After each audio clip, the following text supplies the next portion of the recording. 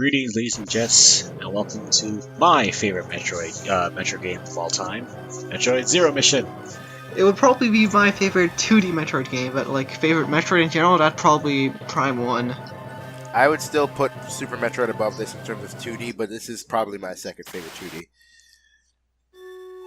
And Prime is. I don't know. I just feel Zero Mission's the tighter game to me, but Also, this is one of my favorite title themes ever. yeah. It's sad though, because in the original NES version, it takes a while for it to build up to this part of the theme. But at least, in the remake, they just went straight to it. And well, also in the original version, it sounds nothing like this. So, are you ready to engage Ridley motherfucker right now? I am always ready to engage Ridley, motherfucker. Well, we can't really engage him yet. He's not even on the planet. Sue. But can we glitch out the game? That's the real question. With TAS or maybe possibly some speedrunning. I'm pretty sure there are speedrunner chicks that beat this game in 2 minutes. Like right now, Also, the game ended. Are you gonna go get the Vader suit early? Yes, the Varisuit, yes, I do get that early. Ah, Now, okay. as much as I do love Do you this do any game, other, what do you call it? Okay, so how I'm going to play this game, I am going to attempt, quote unquote, to 100% this game, and I say attempt for good reasons. So, spoiler warning if you're using... Shine Sparks, right? Yes, so spoiler warning if you're trying to use this as a 100% guide, your mileage may vary. You could get the most out of it. You could get the most out of it, but that's all I'm saying, you get most of it. Okay, I will say this right now. There is actually a energy tank hidden in the room that Jerome just passed by. Has any of you guys ever done it by bomb jumping? Yeah, you need bombs, though. I use the bomb jump. I use the bomb jump. You need the high jump for it, but you can just use the bomb jump. Yeah, I just use the bomb jump to get up there. Yeah. In fact, Super Metroid also has one just like that, and that's how I get it too. Yeah. So, wait, Yeah, Jerome, are you gonna get super missiles early as well? No, wait. Maybe. I don't remember, to be honest. I know I did attempt to get a few things early because of, like, some neat tricks that you can do. But, because I did, like, after like, a couple playthroughs, I didn't want to try and 100% this game, so I followed someone named, I think his name is Shadow Mario? Shadow Mario on 3? YouTube? Yeah, I believe he did a 100% run of this game, so I used him as a bit of a guide to figure out where everything is. But in general, when it comes to Zero Mission, Metroid games, I try to find the stuff myself first. Yeah. Like, do the exploration. Because one thing I do like about any Metroid style games is when they actually signify that there's something in the area that you're in. Like, you use it when you use the map. So yeah. Those times give you a hint that you can try something either now or later. So that makes it easier to attempt to do 100% run, and after that, it's just a matter of how well you can do everything fast. Have you ever done like 100% run without like a guide? Like no, because some things literally just stump me. The closest I've ever come to doing anything like that is my first time playing Super Metroid. I managed to get 91% on my first playthrough. But that's the closest. The highest I've ever gotten was 75. When I first played this game, I've at least gotten, I think, a 95.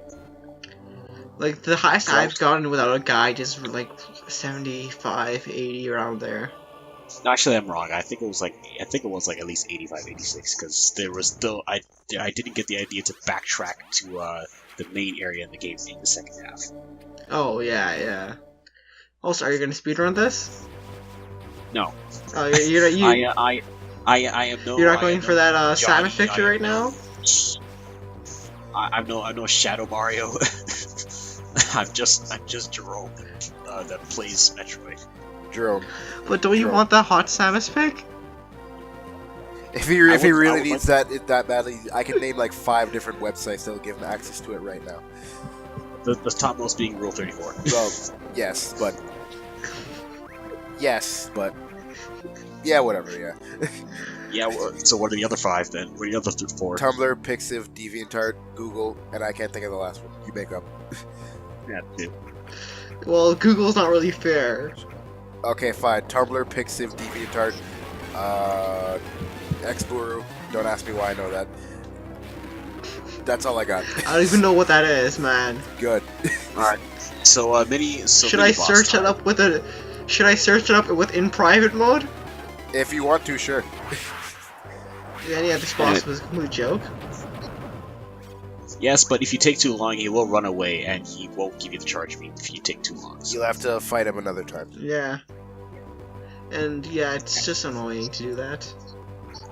But then again, it's not like it's too difficult to get. It's not like it's too difficult of a boss. So with the charge shot, I can do a pseudo screw attack, as long as I am doing a flip like that. Also, I think if you go into your morph ball, it shoots the charge beam as well. Automatically, yes. They took out the whole like special like bomb power things in this game, right? Elaborate. Bomb power? Like, you know how in Super Metroid, right, you had a bunch of special moves that were hidden behind like charge shots or whatever? You know what I'm talking about, right? Oh, like you mean when you deactivate certain beam power-ups and then you get different effects on your beam? No, Oh, yeah, there were actual special moves and stuff. Oh yeah, I think he's talking about like there's like a crystal thing. There's like a there's like different multiple things like that. But some of them were literally just glitches that were supposed to happen. No, like there were actual special moves that were like a bit different depending on your power-ups. Like I forgot, like I'll send you guys a link to it later, but like they were actual things, like legit features. I forgot how to do that again, I'll have to see it because I'm not 100% on that. So the only thing I remember is the crystal flash. That's what I remember at least. That was the thing that gave you full like energy tanks, right? Yeah, like it'll refill everything that you have, but you have to be like at like literally a silver of health and no ammo and all that stuff. Like it's really specific just to get it to work. Yeah. But in this game they have none of that. All the upgrades stack. You can't really turn things on and off. I have like mixed opinions about like stackable upgrades. Like it's honest, weird because I like that. I like that they're more convenient that way, but at the same time, right? There's like the charm of like different weapons, you know. Of being able to turn on and off what you want. Yeah, and like they're like each weapon does its own thing. There's something charming about that, I feel. Like, oh, turn on the ice beam to, like, what do you call it, freeze people. Turn on the plasma beam to do damage. Turn on the, like, wave beam to shoot through walls. I don't know, there's something fun about that to me. I can understand that. Yeah, I can understand that. I guess it's a way for you to suit your, play style or something like that. But, yeah. I'm pretty sure anybody would like to be able to freeze enemies and shoot through walls at the same time. That too. There's arguments for both sides, but honestly, neither one of it. Like, I could go either or, really. Also, I have a question, right? This is mainly about Super Metroid, but how many of you guys missed the Spacer Beam on your first run? No, I actually got it on my first run. Yeah, I got it on the first run too. Isn't that kind of mandatory though? No, it's not mandatory. Not the Spacer, no, it's not mandatory. No, like I mean, like there's like a certain pathway that'll just take you straight to it without you missing it. Well, no, you have to shoot up to get up there in the first place. You got to shoot at the cracked ceiling. Yeah, but I don't think I don't think it would like naturally lead you there. Like I remember the only way that I know to actually get the Spacer properly is once you get through the cracked ceiling, and you'll know because the ceiling's cracked, so you're gonna assume something's there. And then once you do that, you just morph ball your way into there. But you do need super missiles. I know that. Yeah, like on my first run I didn't get a Spacer Beam, and then on my second run I found out how awesome it is. I'm like, oh shit, I really wish I got this. Well, it pretty much extends your reach, and then they kind of brought it back in Fusion, but so they call it the wide beam. Yeah, it was not as good in Fusion. Yeah, I'll agree. I prefer. Speaking of Fusion, I think Fusion's probably my least favorite 2D Metroid. I think it's the least favorite of most people. No, I would say Metroid 2 is the least favorite of most people. Well, yeah, you're right. Metroid well, yeah, 2 is... not counting like the first 2 games, but like. Okay, well, if not counting the first 2 games, well, there hasn't really been any other 2D ones besides Super Zero Mission and Fusion. Yeah, there's only 5 2D games.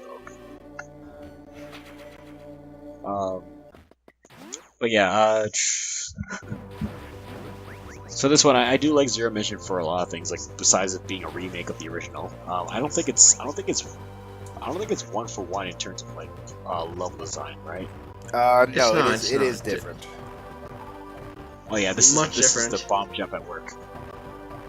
This, to be honest, is a lot harder to do in this one because the gravity's different. Because the gravity is heavier. Yeah. I don't So, know, like, you after, gotta- after I got used to it in this game, right, I found it harder in Super Metroid, but maybe that's probably because I got used to it in this game. Yeah, No, this to is- me, this I is- honestly prefer the Super Metroid bomb jumping. Also, are you gonna this- go get the...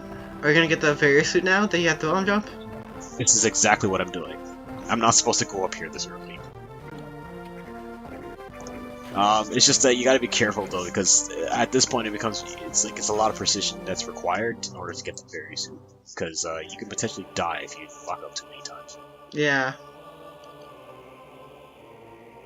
Not that death really has much of a consequence in a game like Metroid, That too. besides being pushed back.